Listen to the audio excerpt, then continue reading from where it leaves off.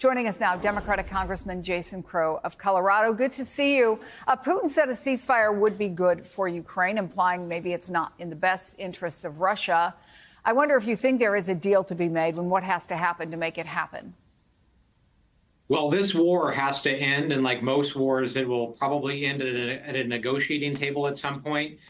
But we also happen to know who it is we're dealing with Vladimir Putin. He's been around for decades. And what we absolutely know, anyone who's paying attention anyhow, is that you shouldn't pay attention to what Vladimir Putin says. You should pay attention to what he does.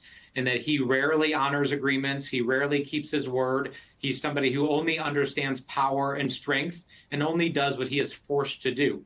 So this administration has weakened our hand.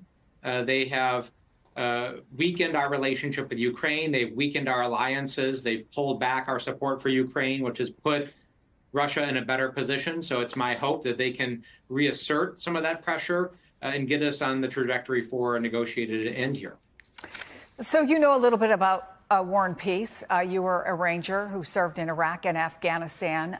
In the Oval Office today, Donald Trump was asked about this. He said he thinks he has leverage. He doesn't want to talk about exactly what leverage.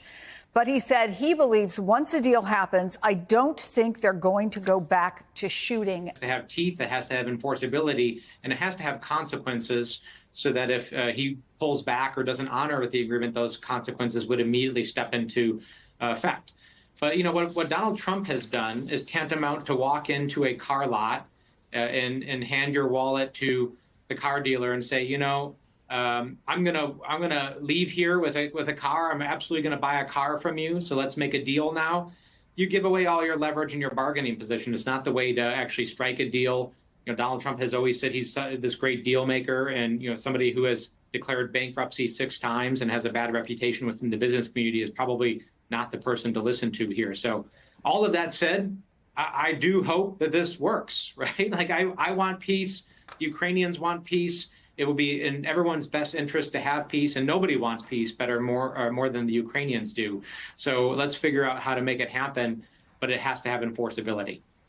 Let me ask you about the battlefield reality, because there is reporting about much of the area of Kursk was taken from Ukrainian control. Again, President Trump was talking today about, you know, some questions about who gets what, including a power plant. How complicated does that make the situation right now? Well, the whole situation is complicated, right? That's always the case with foreign policy and national security issues. Anyone who says that negotiating the end to the bloodiest war since World War II in Europe is going to be simple, then they're just not paying attention, right? There are land concessions. There are land issues at play. There's the return of tens of thousands of Ukrainian children that Vladimir Putin and Russia have kidnapped from Ukraine and have put into re-indoctrination camps to brainwash them.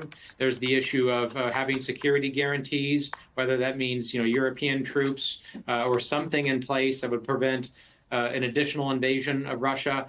There are a lot of pieces to this, and that's where diplomacy comes into play. But you have to enter this always from a position of strength, and this administration has reduced our standing in our alliances, which are our greatest source of strength. So I really hope that they can get it back on track, because everybody's interest would be better served if they did. As European leaders plan for a future without the United States as a reliable partner, both economically and militarily, NATO Secretary General Mark Rutte made his way to Washington to get an in-person sense of where the American president stands on the alliance. Here they are in the Oval Office last hour. Mark has done some really good work over the last week. We've been working together, and he's done some really good work, so I'm very happy about that. I was so much in favor of you. You have no idea. They had another person that I did not like. I was not happy, and I think I kept him from, you know what I'm talking about. I said, this is the right man to do it. And he really did. He was a great prime minister of the Netherlands. He did a great job. And that's what he's doing right now. So thank you, everybody, for being here. And it's a very great honor to have you. Joining us now, New York Times diplomatic correspondent Michael Crowley. So friendly in there, Michael. What does it say about Donald Trump's commitment to NATO? I don't think it says all that much. That look, as we have seen in recent weeks, Oval Office sessions can go way off the rails. That one had some potential because Donald Trump has a history of, really ripping into the NATO alliance, the concept of NATO, his theory that NATO essentially mooches from the United States and its members don't pay enough for their own collective defense. And even at times, Trump has suggested he wouldn't honor America's NATO commitments. So you had to wonder what he was going to say in this case, but it went pretty smoothly. So that was a positive from the perspective of NATO supporters. I just think that we don't really know what Trump is going to do going forward with NATO. He kind of veers back and forth. There have been periods of time when he has been a little more copacetic, and then something seems to upset him, and then he goes into his kind of bluster and threat mode. So Rutte must be happy with that meeting, but I don't think NATO leaders are breathing a huge sigh of relief that all is well. One of the analysts in Foreign Policy magazine argues that Donald Trump is going to be steadfast for NATO. Looking back to the first administration, there was a lot of bluster, but he remained in the alliance, and he got the alliance to spend more money. And that is true. They did start spending more money. They also started spending more money at the end of President Biden's tenure as well. 23 countries now contribute 2% of their GDP. And this writer argues that Donald Trump is doing the same thing now, that this is all bluster. He just wants to strengthen the alliance, and this is the way to do that. Do the folks you speak to see it that way? Yeah, some do. I mean, I was struck in the weeks before the election when it was becoming clear that Trump had at least a very good chance of winning, talking to European diplomats who were not, on this subject, not totally freaking out and felt like what I was hearing was, no, we don't think he's going to leave the alliance at the end of the day. And, it will be tough. And people are going to have to spend more money. Some of them may not like that. But at the end of the day, he won't leave the alliance. So, it's not a total shocker that he's not moving to do this. At the same time, in his first term, he was, for most of that term, surrounded by senior national security officials who were strong supporters of the NATO alliance. There are still some in his orbit now, but as we've seen in so many ways, the guardrails have really kind of fallen off. And good evening from New York. I'm Chris Hayes. Today, the President of the United States, the man with the nuclear codes, is angry and emotional and acting, frankly, erratically. And that is not my judgment. It's basically what his own cabinet defenders are saying. The president was totally annoyed that the Europeans did this, and so you're going to hear back from someone who emotionally cares about America. And why are Europeans picking on Kentucky bourbon Secretary or Lutnick, Harley-Davidson motorcycles? Are you saying this is an emotional response? It's disrespectful. He wants these countries to respect him, and all of this showed you is that Europe and Canada do not respect Donald Trump. If you make him unhappy, he responds unhappy. I mean, points for honesty. He was totally annoyed. That's the economic rationale. That was Commerce Secretary and Trump whisperer Howard Lutnick explaining how the president is just completely shocked that the trade war he launched out of nowhere for no reason against America's closest allies, Canada and the European Union, is suddenly blowing up in his face and threatening to tank the U.S. economy. You might have seen today stocks continued their impressively downward fall amid fears of higher prices from Trump's tariffs and threats and the air of uncertainty that hangs over everything. The S&P 500 fell below 10%, below its all-time high, raising concerns among investors. A sell-off might be happening soon, although it looks like it's already happening. This NASDAQ is already in that worrying territory. The Dow Jones was on track for its worst week since that string of high-profile bank failures in 2023.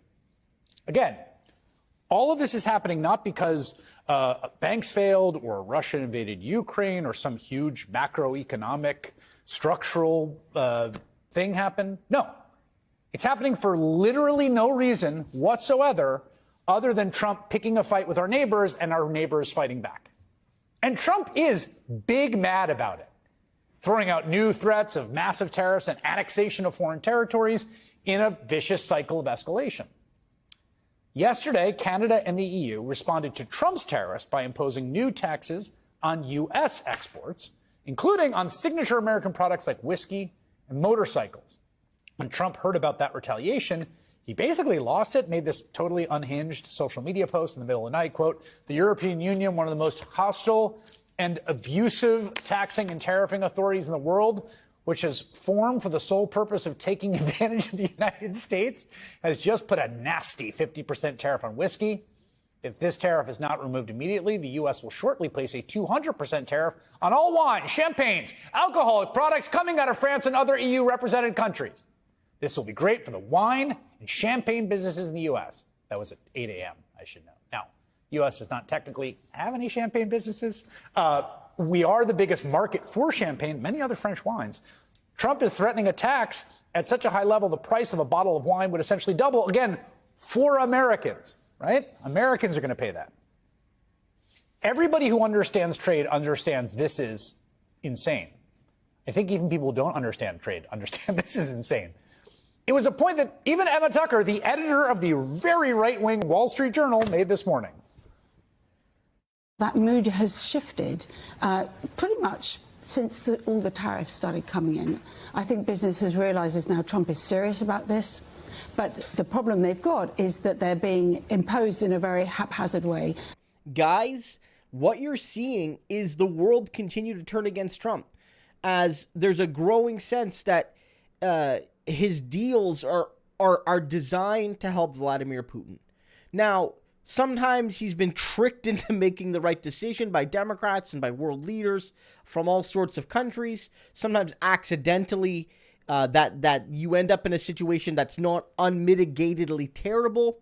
But what we're seeing here is a lot of people say that Trump has torn down global relations, both on trade but also security, right? And again, I got to make this clear, because there are good faith people in the United States who honestly believe the United States needs to play less of a role as a world police, and that the United States over the last 75 years has caused a lot of harm and has overthrown democracies in many cases, has been an enemy of democracy when those democratic societies elect, let's say, a socialist government, for example. But Donald Trump is not a principled non-interventionist. I got to make that clear. This idea he's the pro-peace president. No, what he's demonstrating is not that the United States is going to pull back and sort of let the world be. What he's doing is putting the thumb on the scale for the worst people. And those two worst people he's putting the thumb on the scale for right now, Vladimir Putin and Benjamin Netanyahu. Two rogue, lawless societies in Israel and Russia. And he's letting them do whatever they want, and he's going to annex Gaza, and he's going to let Russia annex large swaths of Ukraine. So this man is not anti-interventionist. He's picking fights with Canada, Denmark, Greenland, Mexico, Canada, Panama, Canada, whatever, so many countries, and he's letting two of the biggest violators of international rights right now get away with everything. And the world is sick of it.